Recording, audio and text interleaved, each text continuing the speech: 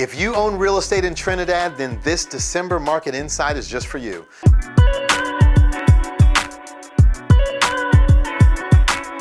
It's me, Melvin Yates, your neighborhood real estate broker with EXIT Flagship Realty. And in this month's Trinidad DC Real Estate Market Insight, we'll focus on empowering you with real estate facts and data.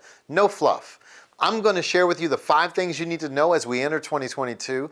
Plus, I'll give you the national data and explain exactly how this is affecting us on a local level. Now, don't forget that my office has over 160 awesome realtors serving clients like you in DC, Maryland, and Virginia. And we would love to help you put a real estate game plan together. Now for the numbers. This month, the average sales price in Trinidad is $716,854. This is a 25% increase over the last 12 months and a 33.5% increase just in the last 30 days. What that means is that if you purchased a home in Trinidad for $400,000 a year ago, that home is now worth $500,000. You've literally gained $100,000 in equity on average across the board in one single year. Amazing.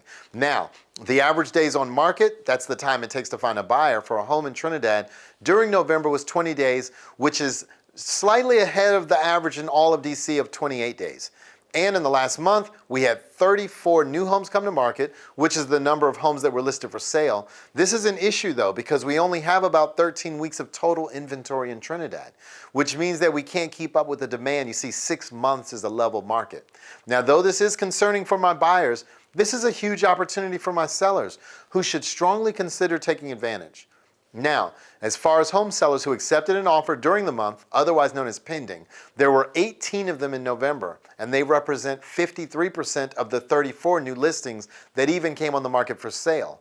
Now, there were ultimately 11 homes that did sell in November in all of Trinidad. That's down 31.3% over last month and down 52.2% over last year this time. But as you can see, less homes are selling because there's less inventory, but the prices are rising. So as the data shows, this is a textbook supply and demand problem. My agents have lots of qualified buyers who want to buy right now in Trinidad, and they're willing to pay top dollar. I just need more houses for them to buy. So if you're thinking about moving up, moving down, or maybe moving away, your time could be right now. Now, before I jump into the national data and explain how it affects us locally, feel free to text me an address, any address, and I'll shoot over a free market analysis on that specific home. Or you can schedule a confidential strategy session with me or my team using the link. Of course, you can call or email me anytime. I also want to thank the hundreds of thousands who watch my market insights and other informative videos, and the tens of thousands of families who have been able to benefit in some way from the information, and the thousands of clients we've served over the years. I will continue to work at being the most educated advisor on real estate topics in DC, Maryland, and Virginia.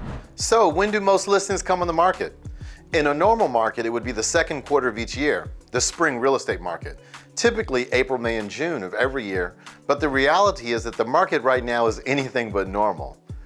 The pandemic and coming out of the last couple of years is that the seasonality of traditional real estate has kind of been thrown out the window. So we'll start here. Home sellers have historically moved when something in their lives changed, a new baby, a marriage, a divorce, or a new job. Now this comes from Jessica Lautz, the Vice President of Demographics at NAR, National Association of Realtors. She goes on to say, the pandemic has impacted everyone, and for many, this became an impetus to sell and make a housing trade. The pandemic caused a lot of people to say, we need something different in a home. Now it goes on to say the pandemic likely spurred occupants to shorten their home stay as tenure in the home decreased from 10 years to 8 years. Now, according to the report, now this is important here. This is the largest single year change of home tenure since NAR has been collecting the data. The historical data showed that families used to move about every 6 years, but after the housing crisis in 2008, tenure in homes began to rise. What we're seeing in this new report is that, we're starting to see the tenure come down. Very interesting as we look at it, and here's what it looks like geographically, going all the way back to 1985. You'll see the average of about 6 years of some staying in their home, most people staying, some people staying longer, 7, 8, 9, 10 years. The average just over 9 years now in a home, over the last 10 years or so. Now, there are a lot of good reasons for that. A lot of people maybe didn't have the equity to make a move. Maybe they were underwater for a while in the home that they own. Maybe they just said, we're not gonna do anything. We're just gonna try to pay the house off. Now, coming out of a pandemic, we're seeing that dip down. Now, I'm certainly not saying that 1 year would make a trend by any stretch of the imagination, but I think we can safely say that it represents pent-up seller demand in all those years that folks have stayed in their homes. We can say the meaning of a home has dramatically changed. We can also say there's more equity in homes now than there has ever been before in history. All of this leading to many people thinking, maybe now's the time to make a move. And I do believe we'll start to see that in the winter. Now, let's take a look at what George Ratu at Realtor.com says. He said, the pandemic has delayed plans for many Americans and homeowners looking to move into the next stage of life, and that's no exception. Recent survey data suggests the majority of prospective sellers are actively preparing to enter the market this winter. So going back, a lot of reasons we just talked about, folks thinking about moving. This study is saying we're seeing a lot of those people preparing to enter the market this winter. In that same study, 65% said that they either just listed or plan to this winter. 93% said they've already taken the steps toward listing a home, including working with an agent. 36% have researched the value of their home and others in the neighborhood.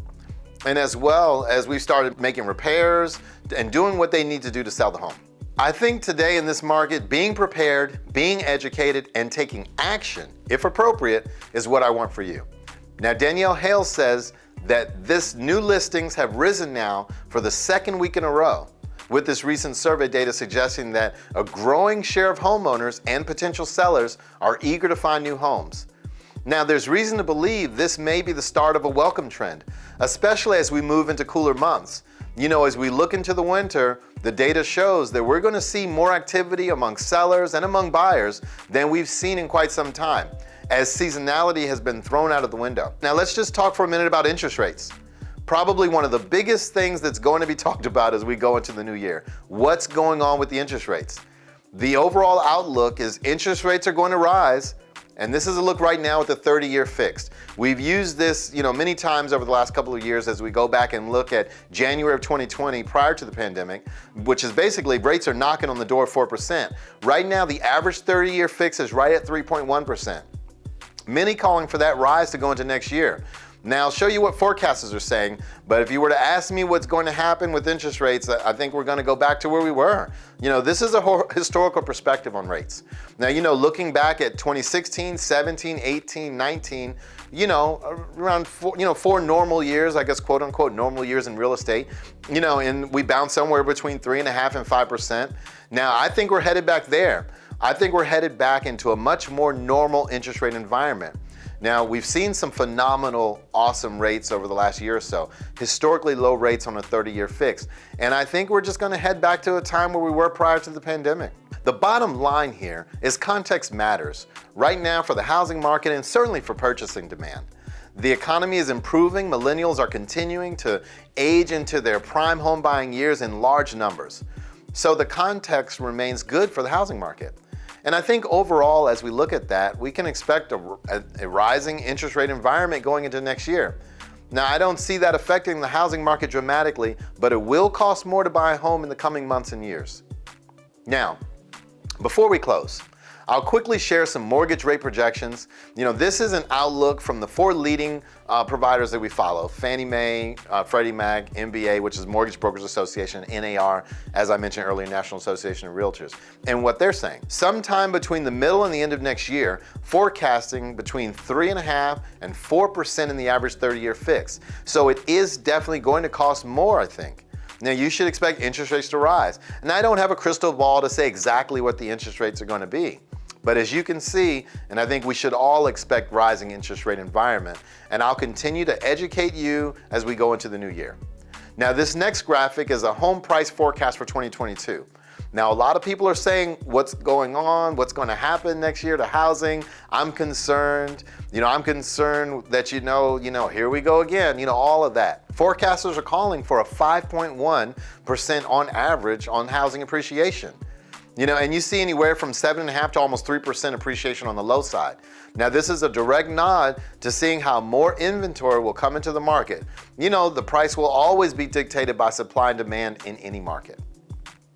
Now, the other question that starts to come up and is on people's minds, at times, is the housing market going to crash? I'm concerned about what I've seen and forbearance and all the things that we know have happened in the real estate market. But the bottom line here is that housing sales are forecasted to increase this year and perform very well again in 2022. I want to remind you that last year in 2020, we sold 6.5 million homes in this country. And we're forecasted to sell more than that this year and even more than that next year. Which basically leading for the past 2 years, phenomenal years in the real estate market and a very, very good next year as well. Now, the slide shows you just where we are in the real estate market based on monthly inventory in the extreme seller's market that we're in. Thinking about selling your home? There's literally never been a better time. And I know I sound like a broken record, but this graphic just underscores it and underscores it going all the way back to 1999. What does the market look like?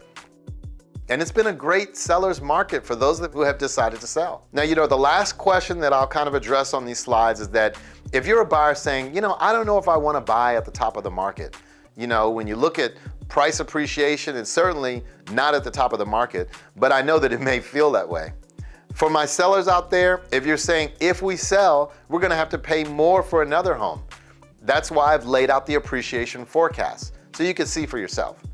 Pay attention to the data. Now, the best time to buy a home is this year, and the best time to buy a home, the next best time rather, is right now. And this was a survey done by the Home Price Expectation Survey. Based on this year, all the way forward to 2026, buying a home, average price home, what appreciation is at stake by buying now versus not buying now? $111,000, just over $111,000 in real appreciation over the next 5 years. So as a buyer, helping you see what's at stake is part of my job. Now, I know you guys are seeing things in the news and hearing things from friends and family. Please know that I will continue to be your rock for all things real estate, giving you the facts and data, no fluff. So if you're thinking about moving up, moving down, or maybe moving away, your time could be now. Feel free to text me an address and I'll shoot over a free market analysis on that specific home. Or you could schedule a confidential strategy session with me or my team using the link. Of course, you can call or email me anytime. Thanks.